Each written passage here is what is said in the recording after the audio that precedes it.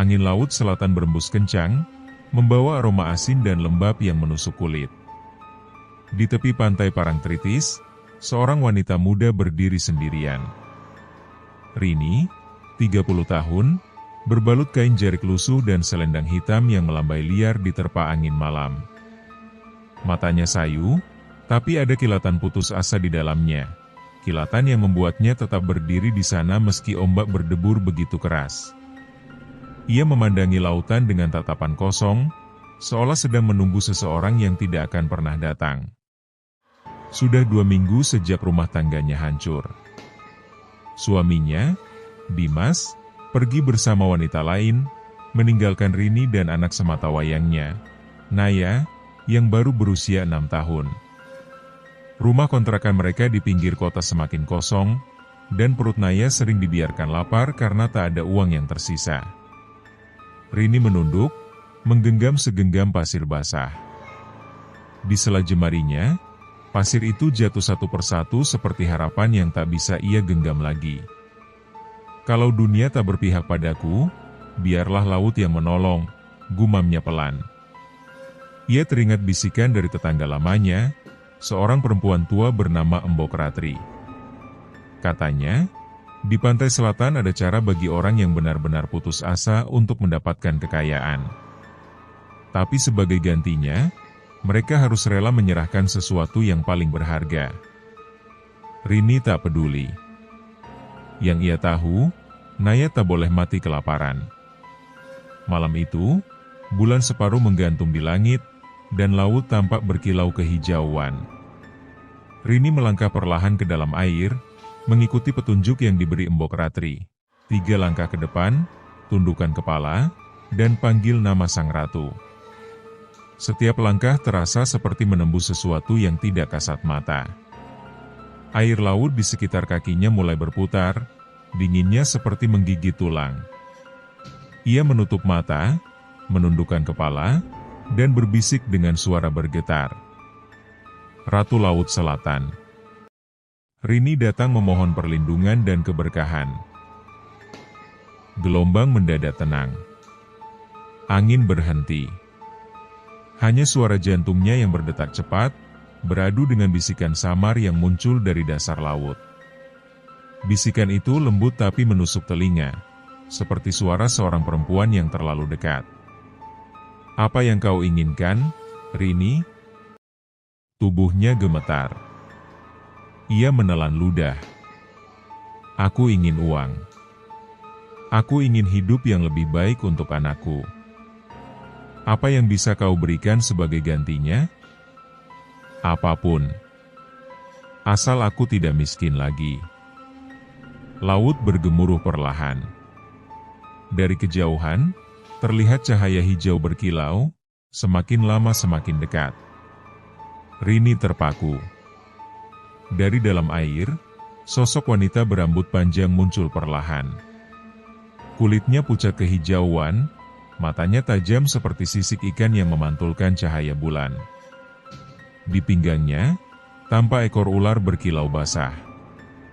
Rini tertegun, tapi tak bisa mundur.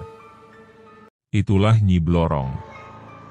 Senyum sang ratu begitu indah, tapi menimbulkan ketakutan yang menggigit.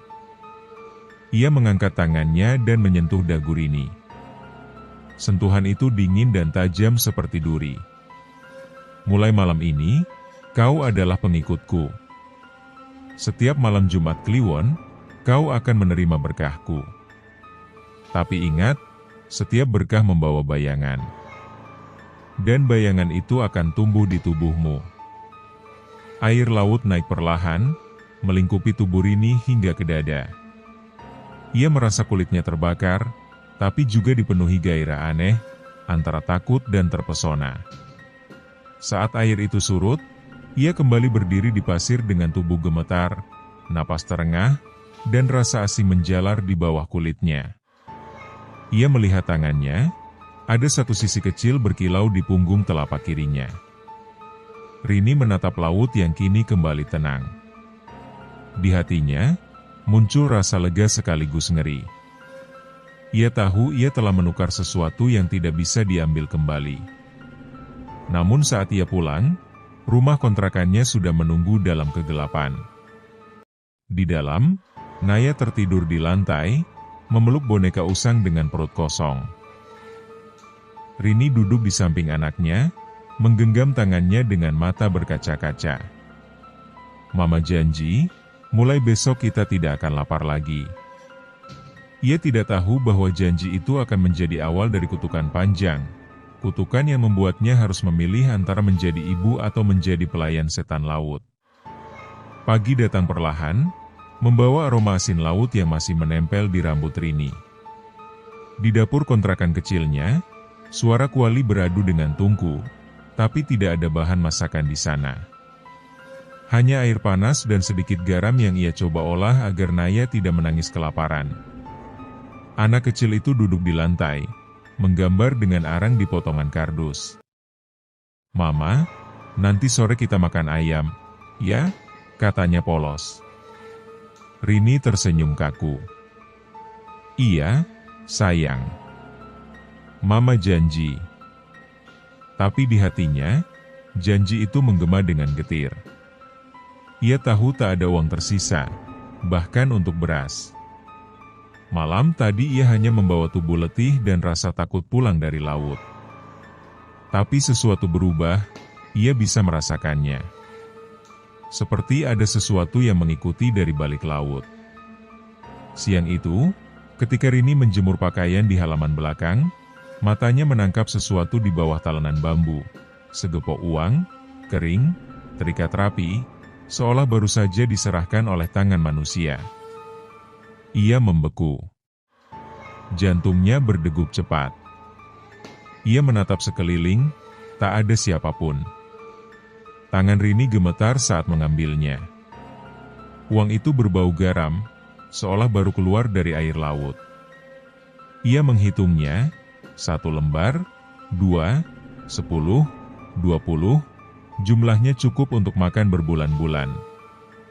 Bibirnya bergetar antara syukur dan ketakutan.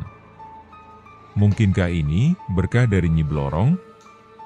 Pertanyaan itu bergema tanpa jawaban, tapi entah mengapa, di telapak tangannya yang bersisik halus, ada sensasi hangat aneh seperti denyut kehidupan lain.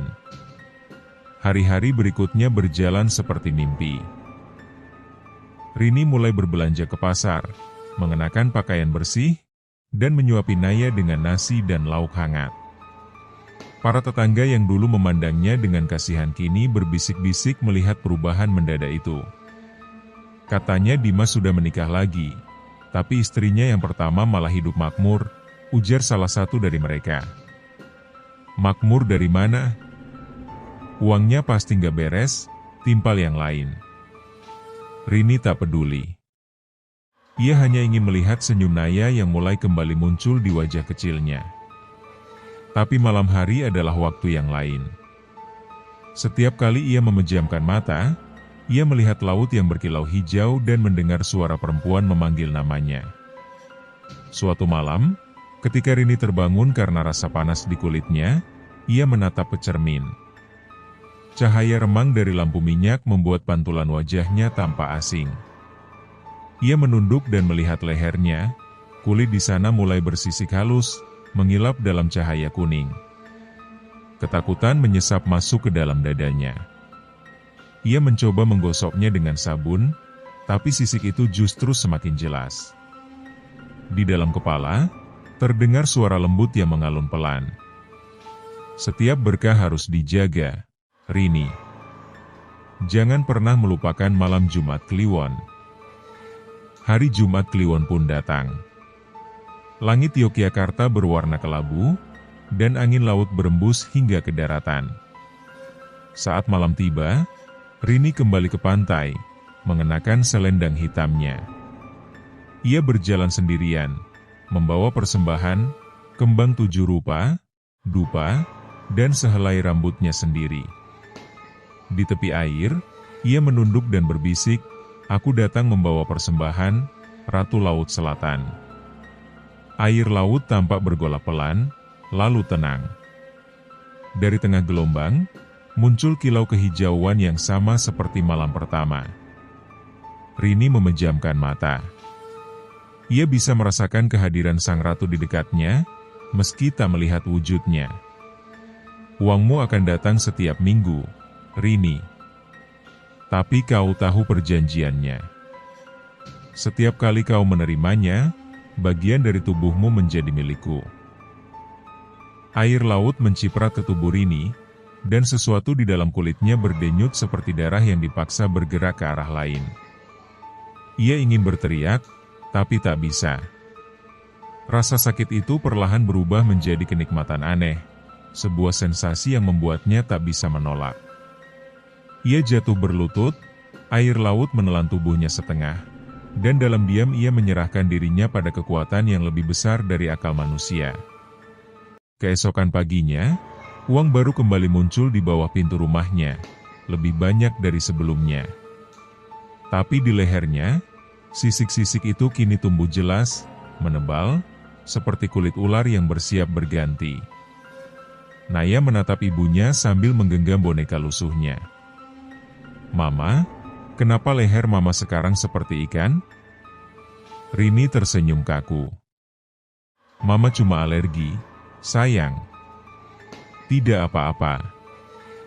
Tapi di dalam matanya, bayangan laut mulai tumbuh semakin besar, dan setiap kali ia menatap Naya, perasaan bersalah itu makin menyesakkan dada. Ia sadar, uang itu datang dari tempat yang tidak seharusnya, dan cepat atau lambat, laut akan menagih bagian yang telah dijanjikan. Malam itu Rini terjaga karena rasa panas yang menjalar dari leher hingga punggung. Ia bangkit dari tikar dengan tubuh basah oleh keringat, tapi keringat itu berbau asin, seperti air laut yang mengering di kulit. Ia menatap cermin kecil di sudut kamar, dan untuk pertama kalinya ia benar-benar melihatnya. Sisik-sisik berwarna hijau keemasan tumbuh di sepanjang leher hingga ke dada. Ia menyentuhnya dengan jari gemetar. Kulitnya terasa licin dan dingin, seolah bukan lagi miliknya sendiri.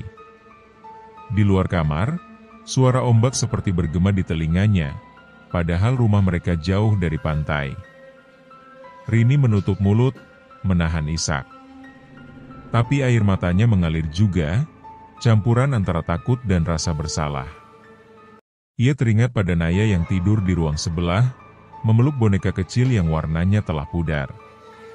Pagi itu, Naya mendapati ibunya menutupi leher dengan selendang meski udara panas. "Mama sakit ya?" tanya Naya polos. "Tidak, sayang. Mama cuma kedinginan." Anak itu mengangguk, tapi sorot matanya menyimpan tanda tanya. Hari-hari mereka berjalan dengan aneh. Uang terus datang setiap minggu, entah dari mana. Kadang muncul di bawah pintu, kadang di dalam lemari, bahkan pernah di dapur ketika Rini baru bangun tidur. Semua terbungkus rapi, selalu berbau garam. Namun setiap kali Rini menerima uang itu, rasa gatal di kulitnya semakin parah. Tubuhnya seperti diselimuti sesuatu yang tumbuh dari dalam. Ia mulai menghindari cermin, takut melihat wujudnya sendiri. Suatu malam, ketika hujan turun deras, Rini mendengar bisikan samar dari dapur. Suara itu halus, seperti perempuan bernyanyi di bawah air. Ia melangkah perlahan, menyibak tirai, dan melihat genangan kecil di lantai. Di tengah genangan itu, muncul bayangan wajah seorang wanita, pucat, dengan mata tajam dan senyum menakutkan. "Kau sudah menjadi milikku, Rini." Rini mundur, tapi tubuhnya terasa berat. Bayangan itu tertawa pelan, lalu menghilang, meninggalkan air asin yang menetes dari langit-langit rumah. Sejak malam itu, bisikan-bisikan tak pernah berhenti. Ketika Rini memasak, suara itu berdesir di telinganya. Saat ia menidurkan Naya, suara itu berbisik lembut, "Kau tak akan bisa lepas dariku." Beberapa hari kemudian, tubuh Rini semakin lemah. Ia sering pingsan tiba-tiba. Setiap kali terbangun, Naya sudah duduk di sampingnya sambil menangis pelan. "Mama jangan sakit, ya." Rini berusaha tersenyum. Mama cuma capek, sayang. Nanti juga sembuh. Namun di dalam dirinya, Rini tahu sesuatu sedang berubah. Ketika ia tidur, mimpinya selalu sama. Ia berada di dasar laut, dikelilingi ular-ular hijau yang menari di sekelilingnya. Di tengah lingkaran itu, berdiri Nyi Blorong, menatapnya dengan mata yang bersinar hijau. Kau sudah menerima berkahku, Rini. Kini waktumu menjaga perjanjian. Rini menangis dalam mimpi itu. Aku tak sanggup lagi. Aku ingin berhenti. Tidak ada jalan kembali, suara itu menjawab lembut namun kejam. Setiap kekayaan yang kau nikmati adalah bagian dari tubuhmu sendiri yang kini milikku. Saat terbangun, Rini menjerit tanpa suara. Air matanya bercampur dengan darah tipis yang mengalir dari ujung matanya. Ia meraba wajahnya dan mendapati sisik halus mulai tumbuh di pipi. Sore harinya, Naya yang kecil mencoba menyeka luka di wajah ibunya. Mama, nanti kalau Mama sembuh, kita bisa jalan-jalan ke laut, ya? Katanya polos. Rini terpaku. Kalimat itu mengguncang hatinya seperti tamparan. Ia memandang anaknya, bibir bergetar. Tidak, Naya. Jangan pernah ke laut. Janji sama Mama. Anak kecil itu mengangguk, bingung, tapi menuruti. Malamnya, Rini berlutut di kamar, memeluk selendangnya sambil berdoa. Tapi setiap kali ia mencoba memohon ampun, suara tawa lembut dari laut menggema di kepalanya. Kau memohon pada siapa, Rini? Tuhanmu tak bisa mengambil apa yang sudah menjadi milikku. Rini menangis hingga larut malam. Di luar, hujan berhenti, tapi bau amis laut memenuhi udara rumah mereka. Ketika ia menoleh ke arah jendela, ia melihat bayangan ekor ular berkilau menempel di kaca. Bayangan itu bergerak perlahan, seperti menunggu saatnya muncul ke dunia nyata. Rini menutup wajah dengan kedua tangan, tahu bahwa kutukan itu baru saja dimulai. Dan di kamarnya yang sempit, Naya mulai bermimpi buruk, melihat ibunya berjalan di tepi laut, dengan tubuh bersisik dan mata yang bukan lagi mata manusia. Malam itu langit Yogyakarta pekat, tanpa bintang, seolah tertutup kabut asin yang datang dari laut jauh. Rumah kontrakan Rini berdiri sunyi di ujung gang. Lampu minyak di ruang tengah berkelip pelan, sesekali hampir padam tertiup angin yang masuk dari celah dinding bambu. Rini tertidur di ruang tengah, tubuhnya terbungkus selendang hitam. Naya, yang biasanya tidur di samping ibunya, malam ini terjaga. Ada suara dari dapur, seperti sesuatu yang menyeret di lantai. Pelan, berulang, disertai bunyi benda jatuh. Anak kecil itu menggenggam bonekanya. Mama, panggilnya lirih. Tak ada jawaban. Ia menunggu, tapi suara itu semakin jelas. Naya memberanikan diri berjalan ke arah dapur, langkah kakinya kecil dan ragu. Di bawah cahaya redup lampu minyak, ia melihat sesuatu yang membuat tubuhnya membeku. Dari balik lemari dapur, muncul ekor besar berwarna hijau keemasan, bergerak perlahan di atas lantai. Ular itu tak seperti ular biasa, sisiknya berkilau seperti kaca basah, dan di ujungnya tergantung potongan kain hitam milik ibunya. Naya menahan napas. Saat ekor itu bergerak, ia bisa mendengar desis halus seperti bisikan manusia. Kemudian ular itu berbelok pelan ke arah pintu kamar, ke arah tempat Rini tidur. Anak kecil itu menjerit ketakutan. Mama A. Rini terbangun, matanya merah dan pandangannya kabur. Ia melihat Naya berdiri di depan dapur dengan tubuh gemetar. Kenapa, sayang? Naya menunjuk dapur, suaranya terbata. Ada ular, MA, di dapur. besar sekali. Rini berdiri, langkahnya gontai, lalu menatap arah dapur. Namun saat ia sampai di sana, tak ada apa-apa, hanya lantai yang basah dengan jejak air asin. Bau amis menyengat menyeruak dari genangan kecil di bawah lemari. Rini tahu itu bukan ular biasa. Ia menatap tangannya sendiri, dan lagi-lagi, sisik di kulitnya tampak semakin tebal. Ia menelan ludah, memaksakan senyum. Tidak apa-apa, sayang. Mungkin kamu mimpi. Naya menggeleng. Enggak, Ma. Aku lihat. Ular itu pakai kain mama. Rini memeluk anaknya erat, tapi pelukan itu terasa dingin. Ia sadar, Naya sudah mulai melihat apa yang seharusnya tak dilihat manusia biasa. Hari-hari berikutnya menjadi lebih aneh. Setiap malam Jumat Kliwon, uang baru muncul, dan setiap kali uang itu datang, Rini semakin sulit menahan perubahan di tubuhnya. Kulitnya mulai terasa kering di siang hari, tapi basah dan licin saat malam. Ia juga mulai kehilangan tidur. Di sela-sela kantuknya, selalu ada suara memanggil pelan dari luar rumah. Rini, waktumu kembali ke laut. Namun malam itu, sesuatu berbeda. Ketika Rini membuka mata, ia mendapati dirinya tidak lagi di kamar, melainkan berdiri di tengah pantai, pasir dingin menyentuh telapak kakinya. Di depan, lautan hijau berkilau, dan dari dalam air muncul sosok Nyi Blorong, indah, tapi mengerikan. Sudah waktunya, Rini, suara itu lembut. Kau harus membawa persembahan untuk menjaga kekayaanmu. Rini menunduk. Aku sudah memberi semuanya tubuhku, darahku. Belum, jawab sang ratu. Masih ada satu yang paling berharga bagimu. Anakmu.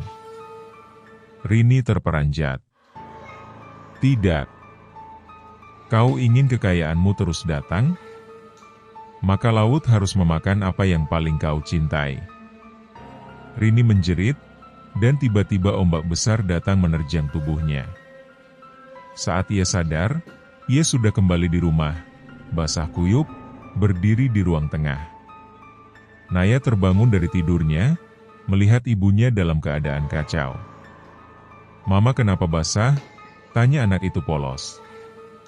Rini tak mampu menjawab. Hanya air mata yang jatuh, bercampur air laut yang menetes dari rambutnya.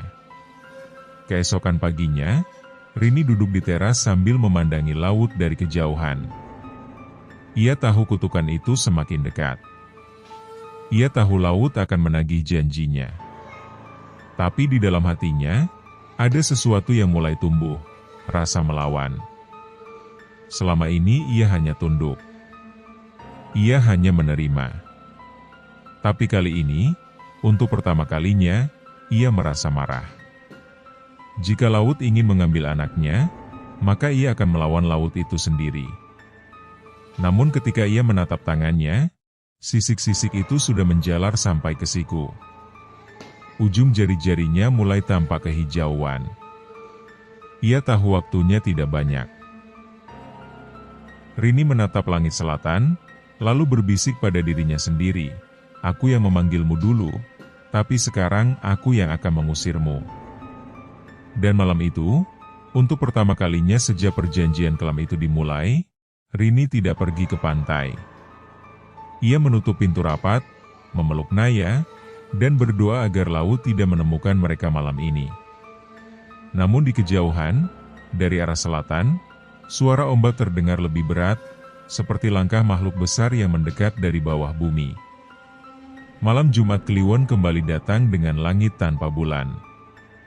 Di rumah kecil itu, Rini duduk di samping anaknya yang tertidur pulas, menggenggam tangan mungil Naya seolah menggenggam sisa hidupnya sendiri. Lampu minyak bergoyang, bayangannya menari di dinding, menciptakan bentuk-bentuk aneh yang seolah bergerak sendiri. Untuk pertama kalinya sejak pesugihan itu dimulai, Rini tidak pergi ke laut. Ia menolak panggilan itu, menolak perintah yang selama ini ia taati dengan ketakutan. Tapi laut tidak pernah lupa pada yang berutang. Dari luar rumah, angin tiba-tiba bertiup kencang, membawa aroma asin yang kuat. Tirai jendela bergetar, dan pasir halus mulai beterbangan masuk lewat celah-celah dinding. Suara gemuruh terdengar pelan di kejauhan, suara ombak yang seolah sedang merayap mendekati rumah. Rini menggigil, tapi ia tetap berbisik lirih, "Kau tak akan mengambil anakku. Tidak malam ini." Namun bisikan lain segera menjawab, jauh lebih dalam, lembut tapi mengerikan. "Rini, kau berjanji padaku." Laut tidak menunggu. Laut menjemput. Lampu minyak padam begitu saja. Dalam kegelapan, Rini mendengar suara air menetes di lantai, pelan, lalu semakin deras. Ketika kilat menyambar di luar, ia melihatnya dengan jelas. Genangan air asin mulai merembes dari bawah pintu, mengalir ke arah kakinya. Rini mundur, memeluk Naya yang baru terbangun dan menangis ketakutan. "Mama, kenapa rumah kita basah?" "Tenang, sayang. Pegang Mama, jangan lepas." Air terus naik, setinggi mata kaki. Di tengah genangan itu, muncul gelembung-gelembung kecil, lalu sebuah tangan perempuan pucat muncul perlahan dari air, diikuti wajah berambut panjang dengan mata hijau menyala. Tubuhnya melilit seperti ular, dan suara tawa lembutnya membuat udara membeku. Nyi Blorong telah datang. Rini mundur, tapi dinding belakang rumahnya retak, dan air laut mulai mengalir deras dari sana. Rumah itu seolah berubah menjadi bagian dari pantai. Dalam sekejap, lantainya tertutup air. Naya menjerit, menggenggam baju ibunya erat-erat. "Kau menolak panggilanku?" Suara Nyi Blorong terdengar lembut namun menusuk.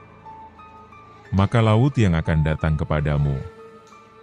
Rini menatap makhluk itu dengan air mata bercampur ketakutan. "Ambil aku. Tapi jangan anakku.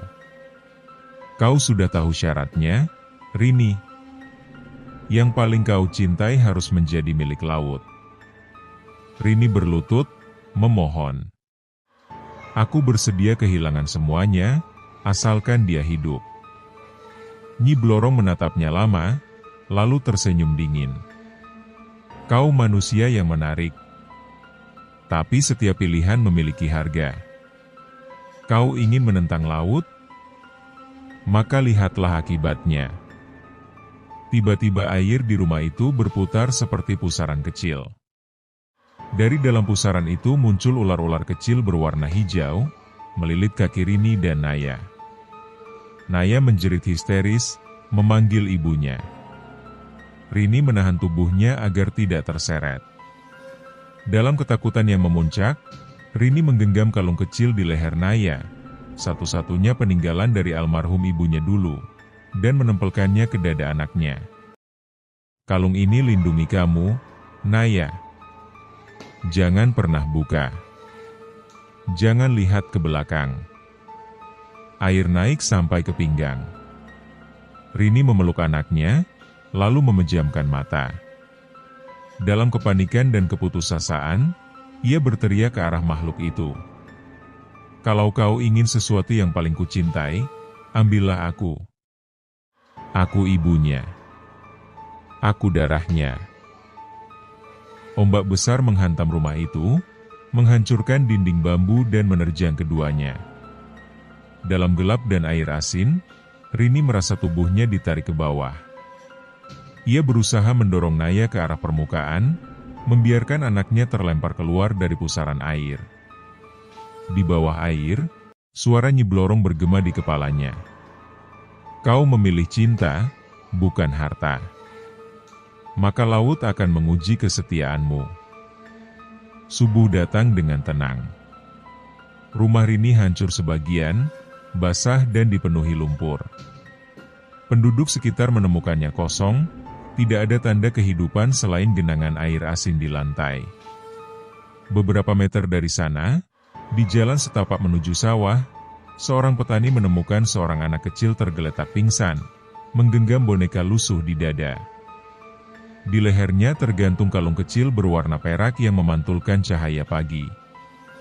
Naya selamat. Tapi di matanya yang terbuka perlahan, hanya ada ketakutan, dan suara laut yang tak berhenti berbisik di telinganya. Sementara jauh di pantai selatan, ombak berwarna hijau bergulung lembut. Di antara buih, sesosok wanita muncul separuh tubuhnya dari air, dengan mata sedih tapi penuh kekuatan baru. Sisik di tubuhnya bersinar keemasan, dan kali ini, Rini bukan lagi pengikut. Ia adalah bagian dari laut itu sendiri. Malam di pantai selatan berhembus lembut, namun di rumah Rini, suasana mencekam menggantung di udara. Dinding rumah yang dulu penuh tawa kini terasa dingin, seperti menyimpan rahasia kelam yang enggan diungkap. Suaminya, Bima, duduk di ruang tamu sambil memandangi setumpuk uang yang tiba-tiba muncul di meja setiap malam Jumat Kliwon. Wajahnya dipenuhi ketakutan, namun juga keserakahan yang semakin menjeratnya. Dari mana semua ini, Rin? Suaranya bergetar, seolah tahu jawabannya akan membuatnya tak bisa tidur selamanya.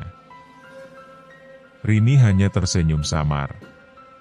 Wajahnya tampak lebih pucat, lehernya mulai menampakkan sisi keemasan yang memantulkan cahaya redup lampu minyak. Kau tak perlu tahu. Yang penting, kita tak akan miskin lagi, jawabnya datar. Namun di balik senyum itu, Rini mulai kehilangan jati dirinya. Setiap kali malam tiba, ia mendengar bisikan dari dasar laut. Suara lembut, menenangkan, tapi berbahaya. Kau milikku sekarang, Rini. Tubuhmu, darahmu, dan keluargamu adalah persembahan untuk kekayaan yang kau dambakan. Anak mereka, Dita, mulai sering menangis tanpa sebab. Ia mengaku melihat sesuatu merayap di lantai rumah. Sesosok ular besar dengan mata hijau menyala, berputar mengelilingi ibunya setiap malam. Ayah, ibu jadi aneh, aku takut, lirih Dita suatu malam sambil memeluk boneka lusuhnya. Bima mulai menyadari bahwa kekayaan mereka bukanlah berkah, melainkan kutukan. Tubuh Rini kini sering mengelupas, darahnya berwarna kehijauan, dan matanya berkilau seperti sisik basah.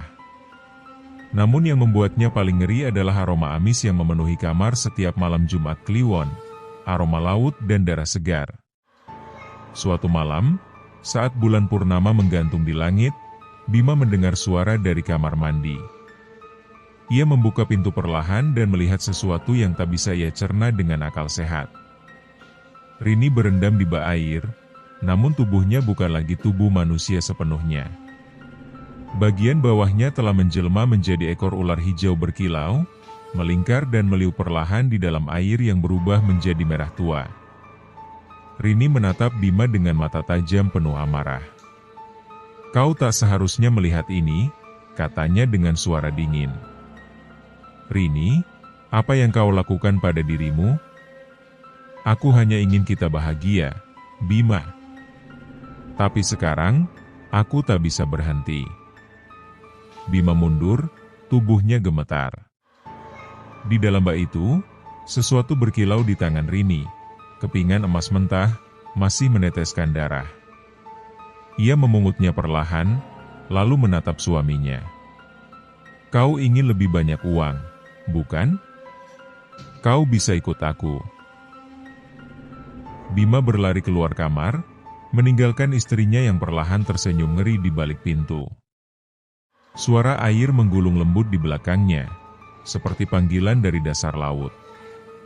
Di kamar Dita, anak kecil itu tak bisa tidur. Ia menatap pintu kamar yang sedikit terbuka. Dari celah itu, tampak bayangan ekor panjang menjalar di lantai, berkilau dalam gelap, diiringi suara langkah lembut yang menuju ke arahnya. Pagi harinya, Bima terbangun di ruang tamu dengan tubuh lemas. Di lantai, berserakan uang kertas basah bercampur darah kering. Dita duduk diam di pojok ruangan, memeluk bonekanya, wajahnya kosong. Ibu sudah pergi ke laut lagi, yah, katanya pelan. Tapi dia bilang nanti malam akan pulang membawa hadiah. Dan Bima tahu, malam nanti bukan hanya hadiah yang akan datang, melainkan sesuatu yang akan menagih bagian dari darah mereka. Malam Jumat Kliwon kembali datang, dan udara di sekitar rumah Rini seakan berhenti bergerak. Angin laut membawa aroma amis yang menusuk, disertai suara deburan ombak yang jauh, tapi menggema di telinga seperti panggilan dari dunia lain. Bima duduk di ruang tamu, wajahnya pucat. Ia belum tidur sejak semalam, matanya terus menatap jendela yang berkabut oleh embun asin. Dita, anak sematawayangnya, duduk di pangkuannya dengan tubuh kecil yang gemetar. "Ayah, ibu pasti pulang malam ini," bisiknya pelan. Bima memeluk anaknya erat. Ia tahu benar, setiap malam Jumat Kliwon, Rini tak pernah absen. Dan setiap kali kembali dari laut, sesuatu darinya hilang sedikit demi sedikit. Tepat tengah malam, pintu rumah terbuka perlahan. Rini berdiri di ambang pintu, rambutnya basah meneteskan air laut, wajahnya pucat dengan mata berwarna hijau tua yang memantulkan cahaya lilin. Kainnya menempel di tubuh, dan dari sela kakinya tampak sisik halus berkilau. "Rin," suara Bima bergetar. "Kau tidak bisa terus seperti ini. Lihat dirimu. Lihat Dita." Rini menatap anaknya lama, sangat lama, seolah mengamati sesuatu yang berharga tapi juga mengancam. "Kau pikir aku ingin begini? Aku hanya ingin kita hidup layak, tidak dihina, tidak miskin," katanya lirih. Air matanya mengalir, tapi segera berubah menjadi cairan kehijauan yang menguap di udara. "Setan itu sudah mengambil semuanya, Rin. Kau harus berhenti," seru Bima. Rini tertawa kecil, getir. "Berhenti? Kau pikir aku bisa?" Setiap minggu, dia menagih. Dan sekarang, dia ingin sesuatu yang lebih besar. Dita menatap ibunya dengan mata polos. "Ibu, Nyi Blorong itu siapa?" Rini menunduk, lalu lututnya lemas. Ia memeluk anaknya erat, seolah takut kehilangannya. Tapi dari kulit lehernya, sisik mulai menyebar hingga ke pipi, lalu ke tangan. Dalam pelukannya, Dita bisa merasakan kulit ibunya yang kasar, dingin, dan berdenyut seperti kulit ular hidup. Dia yang memberiku segalanya," bisik Rini. "Tapi sekarang, dia bilang waktuku hampir habis. Jika aku tak menyerahkan pengganti, dia akan mengambil jiwaku." Bima menatap dengan ngeri. "Pengganti? Kau tak mungkin." Rini menatap Dita lagi. Air matanya jatuh deras, tubuhnya bergetar hebat. "Aku tak akan menyerahkan anakku. Aku akan melawan." Namun saat kalimat itu terucap, tanah di sekitar rumah mereka berguncang halus. Dari lantai, suara seperti sesuatu merayap terdengar samar. Bima berlari ke arah pintu, tapi pintu tertutup rapat, seolah dikunci oleh kekuatan tak kasat mata. Lilin-lilin padam satu persatu, menyisakan rumah yang tenggelam dalam gelap. Dari bawah lantai, muncul asap tipis berwarna hijau, membentuk bayangan seorang wanita bermahkota emas, wajahnya separuh manusia, separuh ular. Nyi Blorong berdiri di tengah ruangan dengan tatapan tajam menembus jiwa. "Rini," suaranya berat namun menggoda. "Kau tahu perjanjiannya. Kini waktunya menepati janji." Rini menunduk, tubuhnya gemetar. "Ambil aku, jangan anakku. Aku yang berhutang padamu." Tawa Nyi Blorong bergema, dingin dan menelusup ke dada. Kau pikir aku hanya mau tubuhmu? Aku mau darah muda. Aku mau yang murni. Anakmu lebih berharga darimu. Rini menjerit tanpa suara, berlari memeluk Dita erat-erat. Bima mencoba menyerang sosok itu dengan pisau, tapi begitu pisaunya menyentuh bayangan Nyi Blorong, besinya meleleh seperti lilin. Nyi Blorong melayang mendekat, matanya menyala hijau terang. Malam ini, warisanmu harus diteruskan.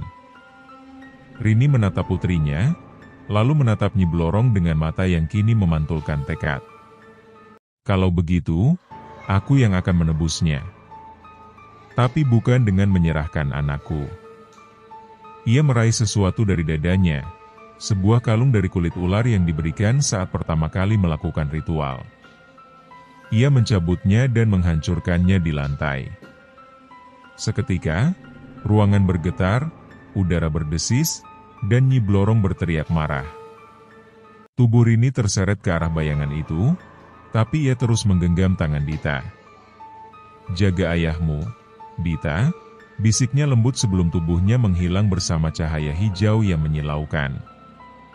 Rumah itu tenang kembali. Uang yang berserakan di lantai berubah menjadi abu. Hanya tersisa Dita yang menangis di pelukan ayahnya. Sejak malam itu, laut di pantai selatan lebih bergolak dari biasanya. Dan di setiap Jumat Kliwon, orang-orang mengaku melihat bayangan wanita berambut panjang di antara ombak, menatap ke daratan dengan mata hijau sendu, seolah masih menjaga sesuatu yang berharga di darat.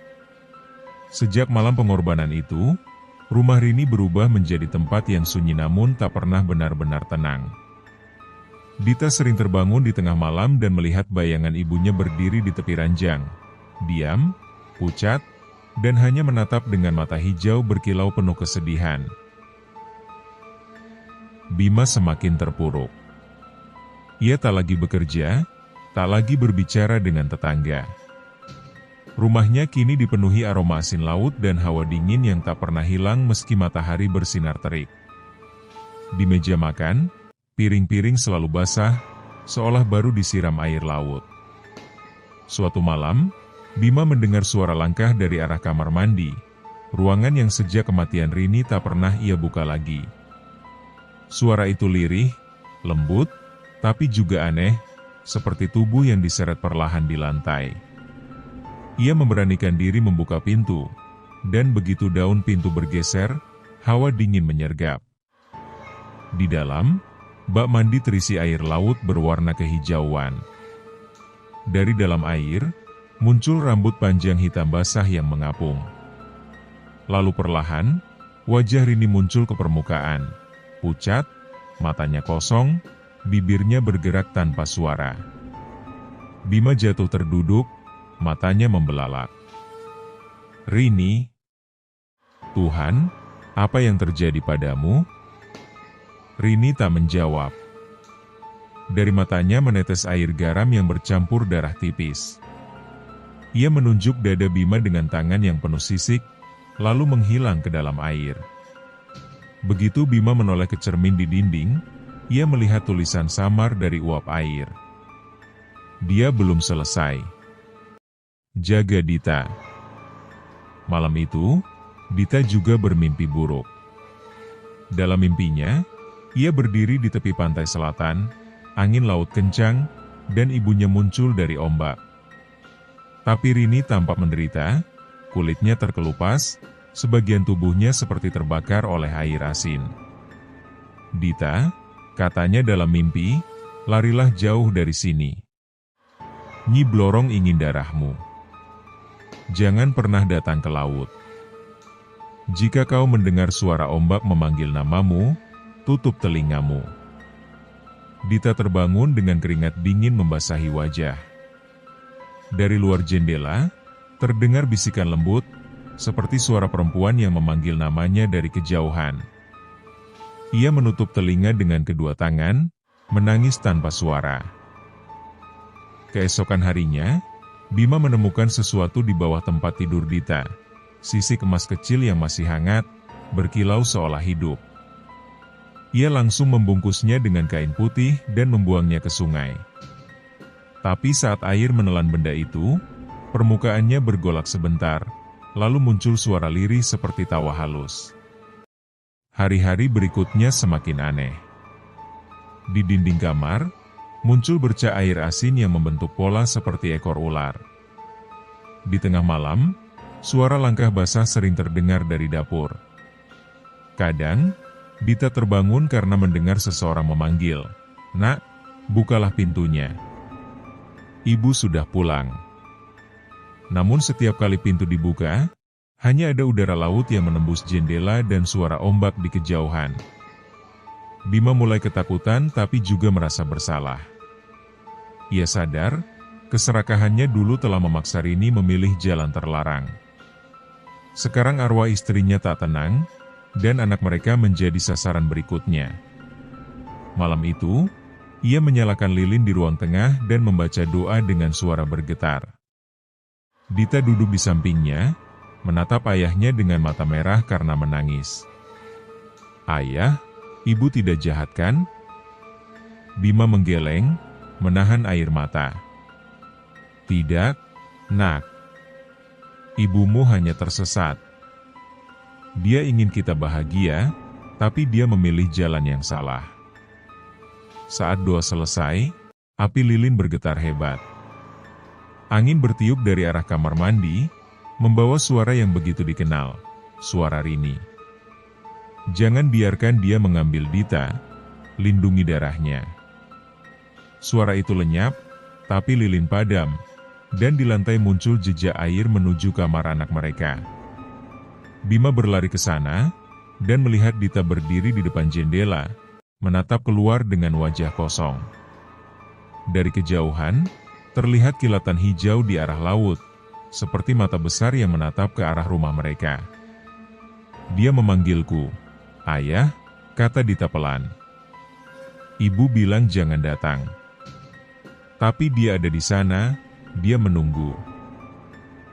Bima memeluk anaknya erat, menangis sejadi-jadinya. Ia tahu, pertempuran mereka baru saja dimulai. Nyi Blorong tidak hanya menagih darah, tapi juga warisan kutukan yang harus diteruskan melalui garis keturunan. Dan Rini, meski telah mati, kini menjadi satu-satunya penghalang antara laut dan anaknya sendiri. Hari-hari setelah mimpi itu terasa panjang dan menyesakan. Dita semakin pendiam, matanya kosong, sering melamun menatap arah laut yang samar terlihat dari halaman rumah. Setiap kali angin berhembus dari selatan, rambutnya tergerai lembut dan wajahnya terlihat seperti mendengarkan sesuatu yang hanya bisa ia dengar sendiri. Bima mencoba menguatkan diri.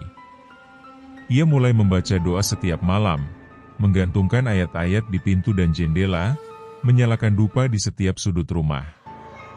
Namun tak peduli seberapa keras ia berusaha, hawa asin laut tetap menembus rumah itu, lembut, tapi mematikan. Suatu sore, saat matahari hampir tenggelam, seseorang mengetuk pintu. Bima membuka, dan tubuhnya seketika membeku. Di depan pintu berdiri seorang wanita dengan wajah yang sangat ia kenal, Rini.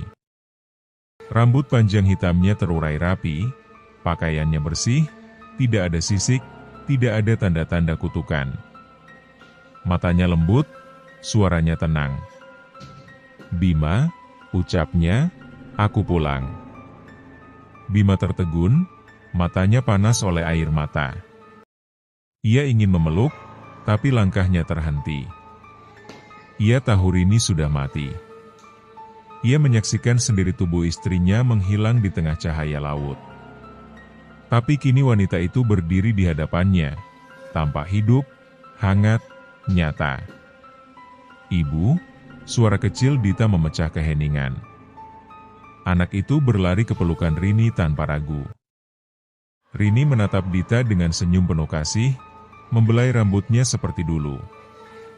"Ibu sudah kembali, sayang. Ibu tak akan pergi lagi." Bima tercekat. "Rin, ini bukan kau." Apapun yang kau lihat, Dita, itu bukan ibumu. Rini menatap suaminya dengan mata teduh namun tajam.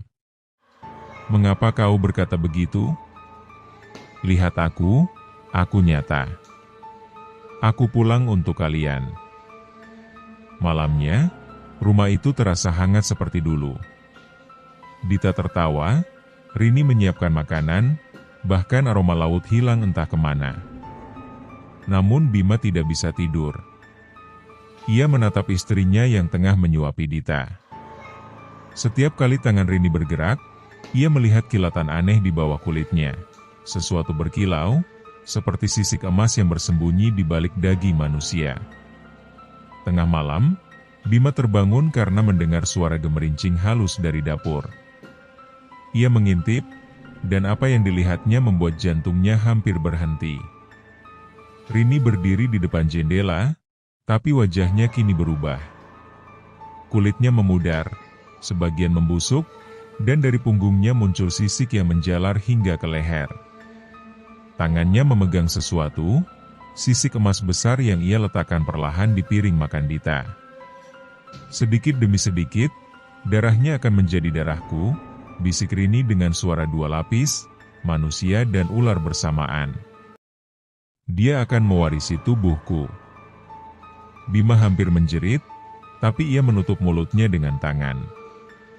Ia mundur perlahan, tapi lantai kayu berderit, membuat kepala Rini menoleh cepat. Matanya menyala hijau, tapi senyumnya lembut seperti dulu. Kau tak seharusnya melihat, Bima, katanya pelan. Aku hanya ingin menyelamatkan anak kita.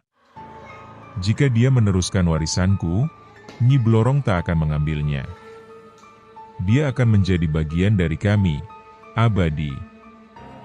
Bima berlari ke kamar Dita dan memeluk anaknya erat. Ia menatap wajah Rini yang kini berubah total. Separuh manusia, separuh ular, kulitnya bersisik dan lidahnya bercabang. Namun dari mata itu, Bima masih bisa melihat sedikit air mata. Aku tak mau kehilangan dia seperti aku kehilangan diriku, kata Rini lirih, suaranya bergetar antara cinta dan kutukan. Ini satu-satunya cara. Bima menangis. Tidak, Rin, menyelamatkan dengan menyerahkannya pada kegelapan bukan penyelamatan. Itu penyerahan.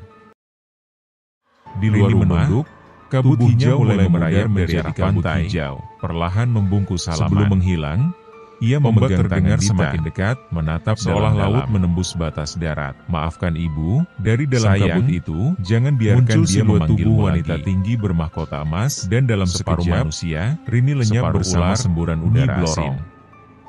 Keesokan harinya, dari jendela di dekat pintu rumah, Bima menemukan sisik emas sekaligus menakutkan, tapi kini retaknya menyala seperti bara di dasar laut.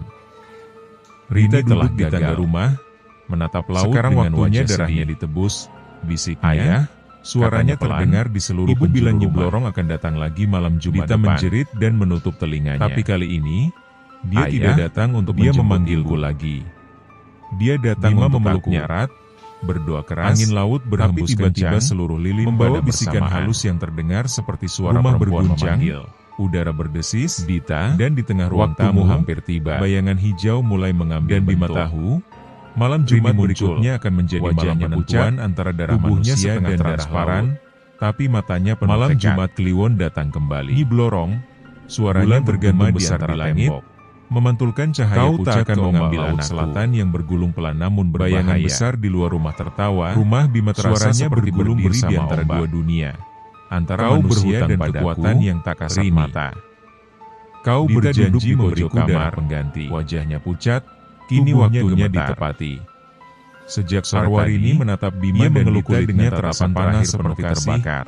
Lalu melangkah keluar rumah. Saat Bima membuka bajunya, dinding menuju halaman yang kini diselimuti kabut pergelangan tangan dan leher. Tubuhnya bercahaya yang jauh dari kulitnya. Berhadapan langsung dengan sosok penguasa pesugihan yang dulu ia sembah. Menahan air mata. Kau menipuku, Rini, Ratu Laut. Apa yang terjadi pada anak kita? Tegas. Dita memegangi tanganmu karena keserakahan, tapi aku dengar suaranya membiarkanmu menghancurkan darahku. dari laut. Nyi Blorong menatapnya tajam. Dia bilang, darahku sudah dipanggil. Kau berani menentangku, tapi aku takut. Bima menatap milikmu lagi, lalu berlari ke lemari. Tiba-tiba, dari langit, ia mengeluarkan Al-Quran tua warisan ayahnya dan menggantungkan ayat tinggi dan memecah di belakang mereka. Namun angin laut semakin berputar liar, membawa aroma amis dan dingin yang menusuk tulang. Di tengah kekacauan itu, tubuh Rini bercahaya terang, lalu berubah menjadi sosok ular raksasa berwarna putih, lambang perlawanan terhadap kuasa kegelapan.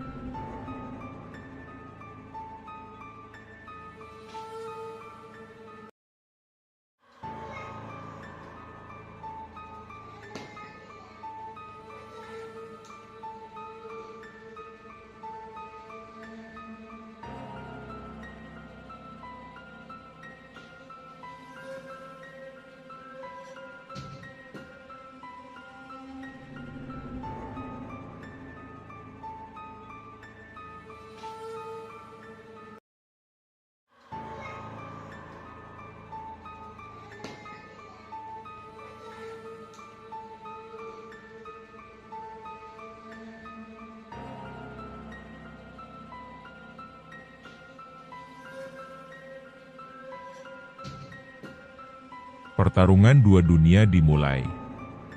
Nyi Blorong melingkarkan ekornya, mencoba mencekik Rini, tapi arwah itu menahan dengan tubuh bercahaya yang memantulkan cahaya bulan. Suara teriakan dan desis panjang menggema hingga ke perkampungan. Di dalam rumah, Dita menggigil ketakutan. Ia memeluk boneka lusuh peninggalan ibunya. "Ayah, ibu sedang melawan dia," katanya pelan. Bima menatap keluar jendela, melihat cahaya hijau dan putih saling beradu di tengah kabut. "Ibumu berjuang, nak. Untukmu." Nyi Blorong semakin marah, tubuhnya memanjang seperti naga laut, menyapu pasir pantai hingga menimbulkan pusaran air. "Kau pikir bisa menentang perjanjianku, Rini? Aku memiliki darahmu." Rini menatap tajam, lalu berteriak lantang, "Maka biarlah darahku berakhir malam ini, bersamaku." Tubuhnya bersinar semakin terang hingga membutakan pandangan. Dalam sekejap, cahaya putih itu menelan seluruh pantai, diikuti suara gemuruh besar. Ombak pecah setinggi rumah, lalu semuanya menjadi hening. Ketika kabut perlahan menghilang, hanya ombak kecil yang tersisa. Di atas pasir, tak ada jejak keduanya. Hanya kalung kulit ular yang retak di tengah, dan sebutir sisik putih yang berkilau di bawah cahaya bulan. Bima memungut sisik itu dengan gemetar. "Dia sudah pergi," katanya lirih. "Tapi dia menyelamatkan anak kita." Dita menatap laut yang tenang. Ibu masih di sana, ya? Tapi bukan untuk memanggilku lagi. Ibu menjaga agar laut tidak menjemputku. Malam itu, angin laut terasa berbeda, bukan lagi dingin menusuk, melainkan lembut dan menenangkan. Namun jauh di tengah samudra, terdengar gema samar, suara tangis seorang wanita, antara kehilangan dan pembebasan. Dan laut selatan, untuk pertama kalinya dalam bertahun-tahun, tenang hingga fajar tiba. Judul, Pesugihan Nyi Blorong. Episode 11, Darah di Tubuh Anak. Hari berganti pekan, tapi Rini tak lagi mengenali dirinya. Wajahnya masih cantik, tapi sorot matanya tajam seperti binatang lapar. Di bawah kulitnya, sisik-sisik halus terus menyebar hingga ke leher dan tangan. Tubuhnya semakin dingin, dan ia mulai kehilangan kemampuan merasakan sentuhan manusia. Suaminya, Dimas, sudah pergi entah kemana. Rumah besar mereka kini sepi, hanya tersisa Rini dan anak kecilnya, Aluna. Gadis kecil berusia 5 tahun itu kini tampak ketakutan setiap melihat ibunya. Ia sering menangis tanpa sebab, berlari ke sudut kamar sambil memeluk boneka lusuh peninggalan neneknya. Suatu malam, hujan turun lebat. Rini duduk di ruang tamu, memandangi lantai yang basah karena bocor. Ia menatap cermin besar di depannya, dan sosok yang kembali menatapnya bukan lagi manusia. Rambutnya mulai rontok, kulitnya tampak memucat, dan di matanya muncul kilatan kehijauan yang menyeramkan. Suara lirih bergema di dalam kepalanya, suara Nyi Blorong. Sudah waktunya, Rini. Kau harus membayar bagianmu. Satu darah dari dagingmu sendiri. Rini memegangi dadanya yang sesak. Ia tahu apa yang dimaksud. Perjanjian pesugihan itu selalu memiliki harga, dan kali ini harga itu adalah anaknya sendiri. Tubuh Rini gemetar. Ia menatap kamar Aluna dengan mata berlinang. Anak kecil itu tertidur pulas, wajahnya bersih tanpa dosa. Di sisi tempat tidur, boneka lusuhnya tergeletak, kini tampak seperti benda hidup yang menatap balik ke arah Rini. Malam semakin larut. Angin laut membawa aroma amis yang menembus dinding rumah. Suara pasir yang bergesekan di luar jendela terdengar samar, seperti sesuatu sedang menyeret tubuhnya di sepanjang pantai. Rini melangkah perlahan ke kamar anaknya. Tangannya gemetar saat membuka pintu. Di dalam, Aluna menggeliat kecil, masih terlelap. Dalam hatinya, dua suara berperang, satu memerintahnya untuk menuntaskan ritual, satu lagi memohon agar ia berhenti sebelum terlambat. Namun, di tengah kegamangan itu, Nyi Blorong muncul di belakangnya. Sosoknya tinggi, berkulit hijau kehitaman, mata menyala seperti bara, dan rambutnya menjuntai panjang hingga menyapu lantai. Senyum dinginnya mengiris batin Rini. Lakukan, atau kau akan kehilangan segalanya. Darahnya akan membuatmu abadi. Rini menutup mata, air matanya mengalir deras. Tangannya menggenggam pisau kecil yang ia sembunyikan di balik kain batik. Tapi saat ia mengangkat pisau itu, Aluna membuka matanya perlahan, dan tersenyum. Ibu, jangan sedih ya, nanti Aluna peluk ibu. Kata-kata itu menembus jantung Rini lebih dalam dari pisau manapun. Tangannya gemetar, pisau itu jatuh dan beradu dengan lantai. Dalam sekejap, tubuh Nyi Blorong menghilang, tapi udara di ruangan berubah dingin menggigit. Dari balik bayangan kamar, muncul banyak sosok. Sosok perempuan-perempuan yang dulu menjadi korban pesugihan. Wajah mereka hancur, mata kosong, dan tubuh mereka setengah ular. Mereka mendekat ke arah Rini, seolah memanggilnya bergabung. Aluna berteriak ketakutan, berlari memeluk ibunya. Rini memeluk anak itu erat-erat. Untuk pertama kalinya, ia merasa benar-benar manusia lagi. Aku tidak akan menyerahkan anakku meski harus binasa. Nyi Blorong kembali muncul, kali ini dengan tatapan penuh amarah. Suara ombak menggulung lebih keras, membuat rumah berguncang. Dari luar jendela terlihat air laut naik ke halaman, membawa serpihan kulit ular dan darah hitam pekat. Rini berdiri di depan anaknya, tubuhnya mulai berkilat kehijauan. Ia tahu, waktunya hampir habis. Tapi ia tidak akan mundur. Kau boleh ambil aku, tapi bukan anakku. Suara tawa Nyi Blorong menggema keras di seluruh rumah, namun Rini tidak lagi gentar. Ia menggenggam tangan Alunarat, menatap makhluk itu dengan mata penuh keberanian. Di luar, laut mulai mendidih, angin berputar, dan kilat menyambar pohon di depan rumah. Rini dan Aluna berdiri di ambang pintu rumah, menghadapi sosok Nyi Blorong yang kini menjelma sepenuhnya. Separuh manusia, separuh ular laut, sementara bayangan para korban pesugihan lain mulai berputar mengelilingi mereka. Angin laut berhembus kencang malam itu. Ombak menggulung tinggi, menerpa tebing dan memantulkan cahaya bulan yang pucat. Rumah Rini di tepi pantai seolah menjadi titik pertempuran antara dunia manusia dan dunia gaib. Dindingnya bergetar, lampu bergoyang, dan udara di dalam rumah semakin berat, dipenuhi aroma amis darah laut. Rini berdiri di depan pintu, memeluk Aluna yang menangis ketakutan. Tubuhnya kini hampir tak sepenuhnya manusia. Kulitnya bersisik di sebagian besar tubuh, matanya berwarna kehijauan, dan urat-urat di lehernya berdenyut aneh. Tapi di balik perubahan itu, ada sesuatu yang berbeda. Kesadarannya pulih sepenuhnya. Ia tak lagi tunduk. Ia tahu malam ini adalah akhir segalanya. Entah ia mati, atau terlepas dari kutu pesugihan yang telah menghancurkan hidupnya. Dari arah laut, Nyi Blorong muncul perlahan. Tubuhnya menjulang dari ombak hitam. Wajahnya indah sekaligus menyeramkan. Rambutnya menjuntai panjang bercampur dengan air asin, dan sisik hijaunya berkilau di bawah cahaya petir. Di sekitarnya, ribuan ular laut merayap naik ke daratan, menutupi pasir pantai. Rini, kau berani melawan aku? Kau lupa siapa yang memberimu semua ini? Aku tak lupa, jawab Rini dengan suara bergetar, aku hanya menyesal pernah meminta darimu. Nyi Blorong tersenyum, tapi matanya menatap tajam.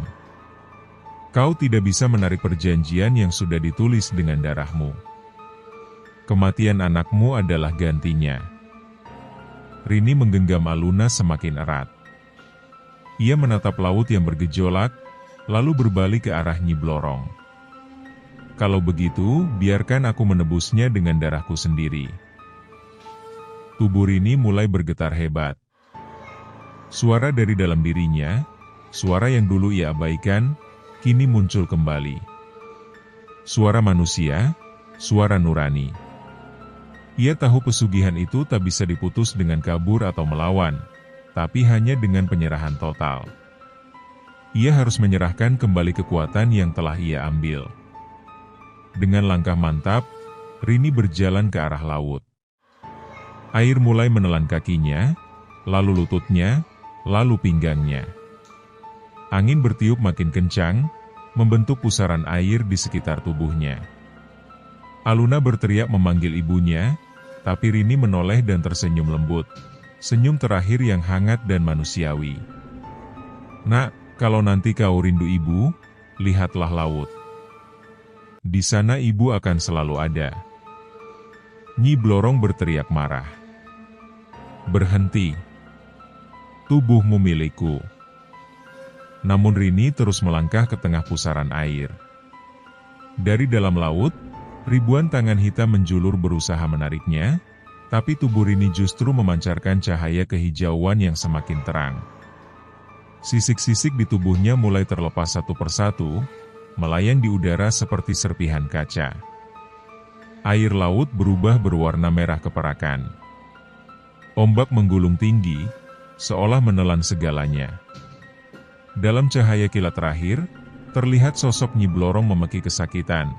Tubuhnya retak seperti cangkang pecah, dan tenggelam kembali ke dasar laut bersama semua ular-ularnya. Lalu semuanya hening. Air laut surut perlahan, meninggalkan jejak pasir basah. Di tepi pantai, Aluna berdiri sendirian. Angin lembut menyibak rambutnya, membawa aroma laut yang kini tak lagi amis. Di depannya, hanya ada kain batik ibunya yang tergeletak, bersih, tanpa noda darah, tapi hangat seolah baru saja disentuh tangan manusia. Aluna mengambil kain itu dan memeluknya erat. Di kejauhan, ombak kecil bergulung lembut. Dalam desiran angin, terdengar samar suara Rini, bukan lagi rintihan, tapi bisikan damai seorang ibu yang telah menebus dosanya. Hidup dengan jujur, nak, jangan ulangi jalan ibu. Sejak malam itu, laut selatan kembali tenang. Tidak ada lagi ritual pesugihan, tidak ada lagi perempuan yang mandi dengan air persembahan. Namun setiap malam Jumat Kliwon, di bawah cahaya bulan, sesekali tampak seekor ular laut berwarna perak melintas di permukaan air, bergerak tenang menuju pantai, seolah menjaga seorang anak kecil yang masih sering duduk di pasir, menatap ke arah ombak dengan mata penuh rindu. Dan orang-orang yang melihatnya selalu berkata pelan, "Itu arwah Rini, wanita yang melawan Nyi Blorong demi menyelamatkan anaknya." Terima kasih sudah menonton kisah ini sampai akhir. Jika kalian menyukai video ini, silahkan like dan komen yang membangun, agar Mimin lebih semangat dalam berkarya. Serta jangan lupa subscribe dan tekan tombol loncengnya, agar kalian tidak ketinggalan video terbaru kami. Terima kasih.